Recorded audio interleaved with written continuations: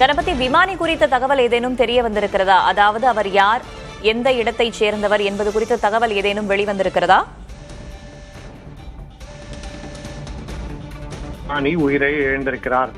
அதாவது இது போன்ற ஏர் ஷோக்களிலே கலந்து கொள்ளும் போது பல்வேறு சாகச நிகழ்ச்சிகளிலே ஈடுபட வேண்டும் என்பதால் மிகவும் அனுபவம் மிக்க விமானிகள் தான் விமானங்களை இயக்குகிறார்கள்.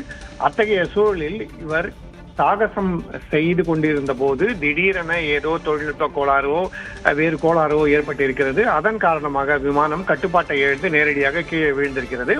அப்போது விமானி எஜெக்ட் ஆகவில்லை, அதாவது விமானத்தை விட்டு வெளியேறவில்லை என்பதை நாம் பார்த்திருந்தோம். அதே போல விமானத்தில் உள்ள எரிபொருளை கீழே கொட்ட முடியவில்லை என்பதையும் பார்த்திருந்தோம். ஏனென்றால் மிகவும் வேகமாக விமானம் தரையை நோக்கி பாய்ந்து ராக்கெட் போல தரையை விழுந்து நொறுங்கி அப்படியே வெடித்து சிதறிவிட்டது. ஆகவே விமானி வெளியே வரவில்லை, உள்ளே இருந்திருக்கிறார். அதே போல எரிபொருள் கொட்டப்படாததால் வெடித்து பெரிய அளவு தீ பிடித்திருக்கிறது என்ற இரண்டையும் நாம் பார்த்திருந்தோம். இதன் காரணமாக தற்போது விமானி உயிரிழந்திருக்கிறார் என்பதை இந்திய விமானப்படை உறுதி செய்திருக்கிறது.